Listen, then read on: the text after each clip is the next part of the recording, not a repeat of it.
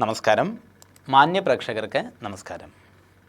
വിഷുഫലത്തിലേക്ക് നമുക്ക് കിടക്കാം. രേവതി നക്ഷത്രം. രേവതി നക്ഷത്രക്കാർ വിഷുഫല ചിന്തനയിൽ ഈ വർഷം മധ്യഷൽക്കത്തിലാണ് ഉൾപ്പെട്ടിരിക്കുന്നത്. അതുകൊണ്ട് തന്നെ വിഷുഫലം ഇവർക്ക് ഗുണകരമാണ്. പക്ഷേ ചാരവശാൽ അത്ര കണ്ട് അനുകൂലമല്ലാത്തൊരു സമയമായതുകൊണ്ട് തന്നെ എല്ലാ കാര്യങ്ങളിലും അതീവ ശ്രദ്ധ വേണ്ടതായുണ്ട്. തൊഴിൽ രംഗത്തെ ചില മാറ്റങ്ങളും പരിഷ്കാരങ്ങളും കൊണ്ടുവരുവാൻ ശ്രമിക്കുന്നതാണ്. പുതിയ ചില കാര്യങ്ങൾക്ക് വേണ്ടിയുള്ള പരിശ്രമങ്ങളും ആരംഭിക്കുവാൻ സാധിക്കും. ഭൂമി ഇടപാടുകൾ, ഓഹരി ഇടപാടുകൾ തുടങ്ങിയവയിലും ജാഗ്രത വേണ്ടതായുണ്ട്. ക്ഷമാപൂർവമായിരിക്കുന്ന പ്രവർത്തനങ്ങളിലൂടെ കാര്യവിജയം സാധ്യമാകും. വിവാഹ കാര്യങ്ങളിലും തീരുമാനം ആകുന്നതാണ്. ഗൃഹവാഹന ലാഭം, സന്താന ശ്രേയസ് തുടങ്ങിയവയും അനുഭവമാകും. ആഡംബര വസ്തുവകകൾക്കായി ധനം ചെലവഴിക്കുവാനും ഇടയുണ്ട്. പുതിയതായി ചില കാര്യങ്ങൾ ഏറ്റെടുക്കുവാൻ നിർബന്ധിതനാകും. വിദേശയാത്രാ ഭാഗ്യം, അധികാരലബ്ധി തുടങ്ങിയവയും ഫലമാണ്.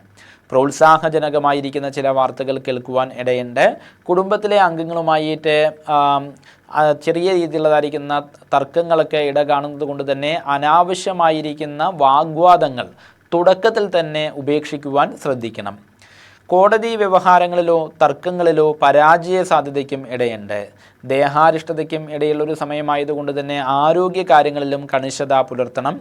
പ്രമേഹം, രക്തസമ്മർദ്ദം എന്നീ അസുഖങ്ങളുള്ളതായിരിക്കുന്ന വ്യക്തികളും പ്രത്യേകം ശ്രദ്ധിക്കേണ്ടതാണ്. ആത്മാഭിമാനം തോന്നുന്ന ചില കാര്യങ്ങൾ നിർവഹിക്കുവാനും സാധിക്കുന്നതാണ്. ദോഷപരിഹാരാർത്ഥമായിട്ട് ഭഗവതി ക്ഷേത്രത്തിൽ മാസം പ്രതി ജന്മനക്ഷത്രം തോറും ലളിതാ സഹസ്രനാമാർച്ചന വഴിപാട് നടത്തി പ്രാർത്ഥിക്കുന്നതും, ത്രിപുരസുന്ദരി യന്ത്രം ദേഹരക്ഷയായിട്ട് ധരിക്കുന്നതും, ശനിവാരവ്രതം അനുഷ്ഠിക്കുന്നതും ഗുണകരമാണ്. എല്ലാവർക്കും നന്മ വരുത്തുവാൻ സർവേശ്വരനോട് പ്രാർത്ഥിച്ചുകൊണ്ട് നിർത്തുന്നു. നന്ദി, നമസ്കാരം.